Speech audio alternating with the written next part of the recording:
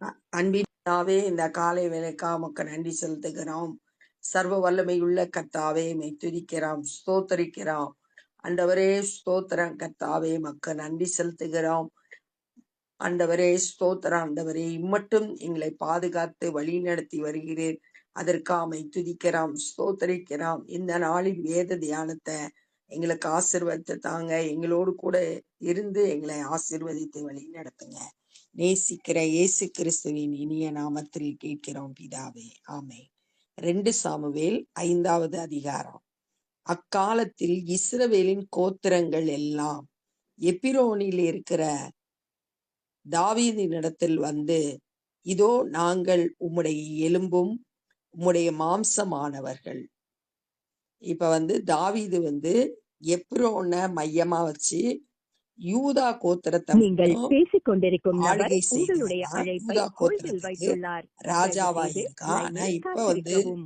The person you want. இஸ்ரவேல் ஜனங்கள் எல்லாரும் தாவீதின் இடத்துல வந்து, நீ எங்களோட எலும்பு மாம்சம், நம்ம இஸ்ரவேல் ஜனங்கள் அப்படின்னு சொல்லிட்டு சொல்றாங்க. சவுல் எங்கள் மேல் ராஜாவாய் இருக்கும் போதே இஸ்ரவேலை நடத்தி கொண்டு போனவரும் நடத்தி கொண்டு வந்தவரும் நீரே.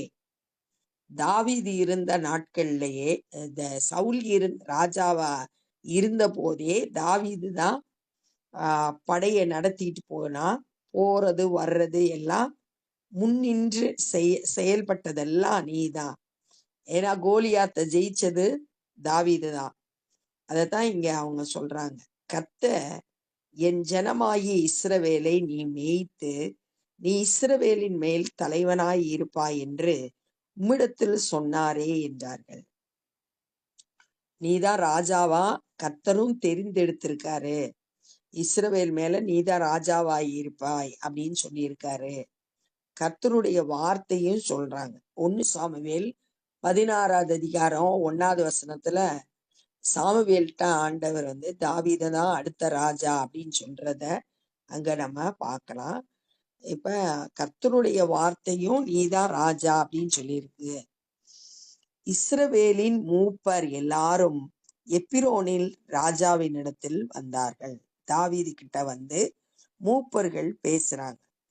தாவீது ராஜா எப்பிரோனிலே கர்த்தருக்கு முன்பாக அவர்களோட உடன்படிக்கை பண்ணின பின்பு அவர்கள் தாவீதை இஸ்ரவேலின் மேல் ராஜாவாக அபிஷேகம் பண்ணினார்கள். இப்ப இஸ்ரவேல் தேசம் முழுவதுக்கும் 12 கோத்திரத்துக்கும் ராஜாவா தாவீது அபிஷேகம் பண்ணப்படுறார்.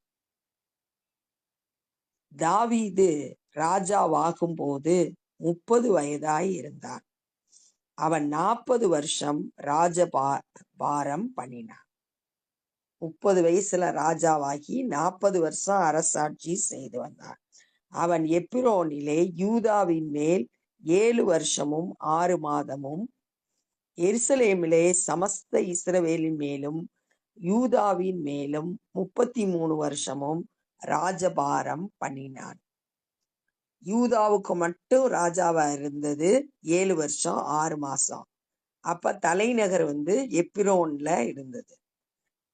இரண்டாவதாக இஸ்ரவேலுக்கும் யூதாக்கும் எல்லாத்துக்கும் சேர்த்து 33 வருஷம். அப்ப எருசலேம்ல தலைநகரா வச்சு ஆட்சி செய்து வந்தான் தாவீது. தேசத்திலே குடியிருக்கிற எபூசியர் மேல் யுத்தம் பண்ண ராஜாவானவன் தன் மனுஷரோடு கூட எருசலேமுக்கு போனான். ஆதியாகமம் 15:21 ஆபிரகாம்கிட்ட ஆண்டவர் சொல்லும்போது, இந்த ஜாதியெல்லாம் நான் துரத்தி அந்த தேசத்தெல்லாம் உங்களுக்கு சுதந்திரமா கொடுப்பேன் அப்படின்னு சொன்னதுல இந்த எபூசியரும் வருது. அந்த ஜாதியை துரத்தி அந்த தேசத்தை உனக்கு தருவேன் அப்படின்னு சொல்லிட்டு ஆபிரகாமோட சந்ததிக்கு வாக்கு பண்ணப்பட்டதுதான் இந்த எபூசியர் இருக்கிற தேசம். ஆனா அந்த எபூசியரை யூதா கோத்திரத்தினால துரத்த முடியல, ரொம்ப ஸ்ட்ராங்கா இருந்தாங்கன்னு யோசுவா 15வது அதிகாரம் 63வது வசனத்துல நம்ம வாசிக்கலாம். எபூசியரை யூதா கோத்திரத்தினால துரத்த முடியல, அதனால அவங்க எருசலேம்ல குடியிருந்தாங்க அப்படின்னு சொல்லப்பட்டிருக்கு. இப்ப எருசலேம்ல இருக்க அந்த எபூசியரோடு யுத்தம் பண்றதுக்கு, அந்த எருசலேமை பிடிக்கிறதுக்கு ராஜா போனார். அவர்கள் அதிலே பிரவேசிக்க தாவீதினால் கூடாது என்று எண்ணி தாவீதை நோக்கி, நீ இதற்குள் பிரவேசிப்பதில்லை, குருடரும் சப்பாணிகளும் உன்னை தடுப்பார்கள் என்று சொன்னார்கள். அந்த எபூசியர் என்ன சொல்றாங்கன்னா, தாவீதால பிடிக்க முடியாது, ரொம்ப ஸ்ட்ராங்கா இருக்கிறதுனால அவங்க ரொம்ப உறுதியா இருந்தாங்க. அது மாத்திரம் இல்ல, நீ உள்ள நுழைய முடியாது எருசலேமுக்குள்ள, குருடரும் சப்பாணிகளும் உன்னை தடுப்பார்கள். குருடர் சப்பாணிகள், கண் பார்வையற்றவங்க, நடக்க முடியாதவங்க, அவங்க தடுப்பாங்க. அப்படின்னா அப்படி ஒரு யுத்தமே பண்ண முடியாத ஆட்கள் கூட உன்னை தடுப்பாங்க, உன்னால உள்ள பிரவேசிக்க முடியாது. போர் வீரர்களோட யுத்தம் பண்ணி உள்ள போக முடியாதுன்னு சொல்லல, குருடரும் சப்பானிகளும் தடுப்பாங்க, அவ்வளோ ஈஸியா உன்னை மேற்கொண்டுருவாங்க, எபூசியரை நீ வெளியேற்ற முடியாது அப்படின்னு சொல்லிட்டு சொல்றாங்க. ஆனாலும் தாவீது சீயோன் கோட்டையை பிடித்தான். அவங்க என்ன சொன்னாலும் அதெல்லாம் கேரே பண்ணல தாவீது. சீயோன் கோட்டைன்றது எருசலேமை பிடித்தான். அது தாவீதின் நகரமாயிற்று. அது தாவீதோட நகரம் என்ற பேர் பெற்றது. தடைகளை தாண்டி தாவீது வெற்றி பெற்றதை இங்க நம்ம பார்க்கிறோம்.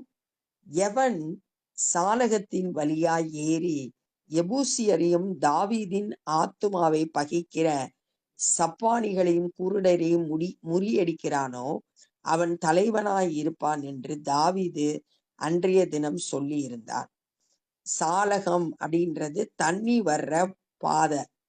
அந்த பாதை வழியா ஏறி போய், மலைமேல் இருக்கிற பட்டணம் தான் எருசலேம், அதனால ஏறி போனோம், தண்ணி போற பாதை வழியா ஏறி போய் எபூசியரையும் தாவீத பகைத்த குருடர் சப்பானி ரெண்டு கூட்டத்தையும் யார முறியடிக்கிறானோ அவன் தான் தலைவனாய் இருப்பான் அப்படின்னு அன்னைக்கு தாவீது அறிவிச்சிருந்தான்.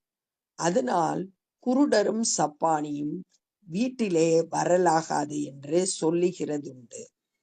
அதனால அந்த நாட்கள்ல குருடர் சப்பானிகள் எல்லாம் வீட்டுக்குள்ள கூப்பிடக்கூடாது. ஏன்னா அவங்க தாவீதுக்கு தடையாய் இருந்தவங்க, அவங்கள வீட்டுக்குள்ள வரக்கூடாது அப்படின்னு சொல்லிட்டு சொல்லி வந்தாங்க. அந்த கோட்டையிலே தாவீது வாசம் பண்ணி, எருசலேம்ல சீயோன் கோட்டையில தாவீது வாசம் பண்றான். அதற்கு தாவீதின் நகரம் என்று பெயரிட்டு மில்லோ என்னும் ஸ்தலம் தொடங்கி உட்புறம் மற்றும் சுற்றிலும் இருக்கிற மதிலை கட்டினான். சுற்றிலும் கோட்டை கட்டி பாதுகாப்பா எருசலேம பாதுகாப்பா இருந்தான், தலைநகரமா வச்சு ஆட்சி செய்து வந்தான். தாவீது நாளுக்கு நாள் விருத்தி அடைந்தான். சேனைகளின் தேவனாகிய கர்த்தர் அவனோடு கூட இருந்தார். நாளுக்கு நாள் விருத்தி, பெருக்கம் உண்டாகுது. அதுக்கு காரணம் கர்த்தர் தாவீதோடு கூட இருந்தார். தாவீதோட எல்லா வெற்றிக்கும் காரணம் சேனைகளின் கர்த்தர். அவர் கர்த்தர் தாவீதோடு கூட இருந்ததுனால நாளுக்கு நாள் விருத்தி அடைந்தார். தீருவின் ராஜாவாகிய ஈராம் தாவீதினிடத்தில் ஸ்தானாதிபதிகளையும் கேதுரு மரங்களையும் தச்சரையும் கல்தச்சரையும் அனுப்பினார். இன்னொரு தேசமான தீரு தேசத்து புறஜாதி ராஜா ஈராம்ன்றவன் தாவீதுக்கு செய்தி அனுப்புறான். கேதுரு மரம், தச்சர், கல்தச்சர் இவங்களெல்லாம் அனுப்புறான். அவர்கள் தாவீதுக்கு ஒரு வீட்டை கட்டினார்கள். அவங்க ஈராம் மூலம் அனுப்பப்பட்டவர்கள் தாவீதுக்கு ஒரு வீடை கட்டுறாங்க. கர்த்தர் தன்னை இஸ்ரவேலின் மேல் ராஜாவாக திடப்படுத்தி தம்முடைய ஜனமாகிய இஸ்ரவேலின் நிமித்தம் தன்னுடைய ராஜ்யத்தை உயர்த்தினார் என்று தாவீது ஆண்டவர் தான் தன்னை ராஜாவாக்கி இருக்காரு அப்படின்றத அவர் உணர்ந்தான். ரெண்டாவது, இஸ்ரவேல் மக்களுக்காக தன்னை உயர்த்தி வச்சிருக்காரு, ஜனங்களுக்காகத்தான் தன்னை ஏற்படுத்தி இருக்காரு அப்படின்றது தெரியுது. மூணாவது, தன்னை உயர்த்தினது கர்த்தர் அப்படின்றது தாவீதுக்கு நல்லா தெரிஞ்சிருக்கு. இதெல்லாம் தெரிஞ்ச போது அவன் எப்ரோனில் இருந்து வந்த பின்பு எருசலேமில் இன்னும் அதிகமான மறுமனையாட்டிகளையும் ஸ்திரீகளையும் கொண்டான். இன்னும் அதிக குமாரரும் குமாரத்திகளும் தாவீதுக்கு பிறந்தார்கள். இங்க எருசலேமுக்கு வந்த பிறகும் அவனுக்கு நிறைய மறுமனையாட்டிகள் ஸ்திரீகளை திருமணம் செய்தான். நிறைய பிள்ளைகள் அவனுக்கு பிறந்தாங்க அப்படின்னு சொல்லப்பட்டிருக்கு.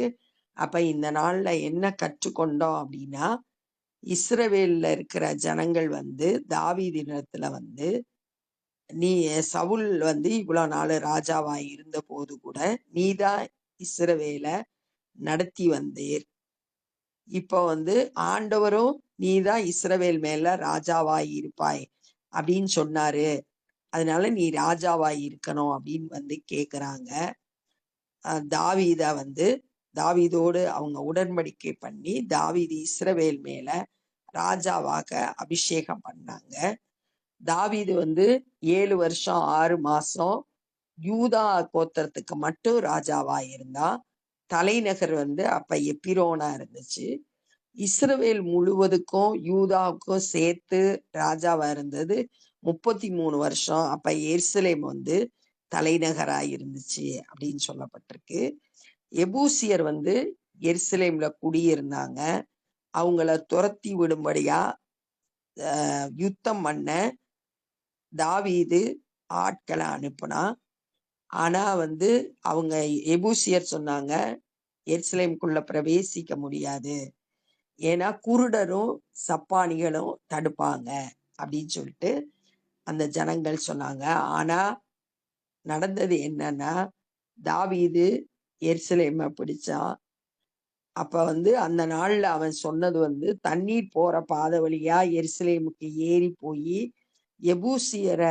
எபூசியரையும் சப்பானிகளும் குருடரையும் முறியடிக்கிறவன் தான் தலைவனாயிருப்பான் அப்படின்னு சொல்லிட்டு சொன்னான். அந்த எருசலேம் அந்த சீயோன் கோட்டைய தாவீது பிடிச்சி அதுக்கு சுத்திலும் மதில் கட்டி அங்க இருந்தான். நாளுக்கு நாள் விருத்தி அடைந்தான். கர்த்தர் அவனோடு கூட இருந்தாரு. அப்ப அவனுக்கு ஒரு ஃப்ரெண்டு இருந்தான், ஈராம். அந்த ஃப்ரெண்டு மூலம் கல் தச்சர், கேதுரு மரம் தச்சர்கள் எல்லாம் அனுப்பி வைக்கப்பட்டாங்க. அவங்க தாவீதுக்கு ஒரு வீடு கட்டினாங்க. தாவீது நல்லா தெரிஞ்சிச்சு, கர்த்தர் தான் தன்னை ராஜாவாக்கினார் அப்படின்னு. ஜனங்களுக்காகத்தான் தான் ராஜாவாக்கப்பட்டு இருக்கிறோம், தன்னுடைய ராஜ்யத்தை உயர்த்தினது கர்த்தர் தான், இதெல்லாம் அறிந்த போதும் அவன் எருசலேம்ல இருக்கப்ப அநேக பெண்களை திருமணம் செய்தா. குமாரத்திகள் எருசலேம்ல பிறந்தாங்க அப்படின்றத இந்த நாள்ல தியானிச்சோம். இப்ப நம்ம ஜெபம் பண்ண போறோம்.